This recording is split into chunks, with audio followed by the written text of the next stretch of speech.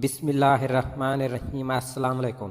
انسان کو اپنی اصل طاقت کا اندازہ تب ہوتا ہے جب طاقتور بننے کے علاوہ اس کے پاس کوئی چوائس نہیں ہوتی، کیونکہ انسان طاقتور اپنے جسم سے نہیں بلکہ اپنے حوصلے اور ہمت سے بنتا ہے، ورنہ شیر کی بجائے ہاتھی جنگل کا راجا ہوتا۔ اگر کوئی آپ پر تنقید کرے تو یہ سمجھ لینا کہ وہ اپنے آپ کو آپ سے بہت پیچھے سمجھتا ہے، بہت نیچے سمجھتا ہے، کیونکہ جیتنے والے کی نظر دوسروں کی خامیوں پر نہیں اپنی منزل پر ہوتی ہے۔ اس لیے دوسروں کی برائیوں پر نظر رکھنے کی بجائے اپنی اچھائیوں پر نظر رکھیے۔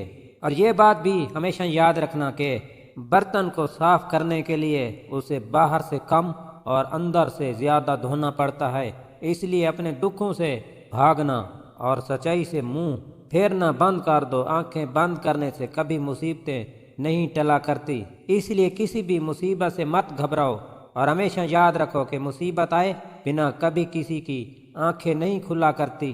کسی نے کیا خوب کہا ہے کہ خوشی کے لیے کام کرو گے تو خوشی نہیں ملے گی، خوش ہو کر کام کرو گے تو خوشی ملے گی۔ یہ بات صحیح ہے کہ پلان کے حساب سے سب کچھ نہیں ہوتا، لیکن اگر پلان ہی نہ کرو تو پھر کچھ بھی نہیں ہوتا۔ ہماری زندگی کا سب سے کڑوا سچ ہے کہ اگر ہمیں کچھ پانا ہے تو اس کے لیے کچھ نہ کچھ تو کھونا ہی پڑے گا۔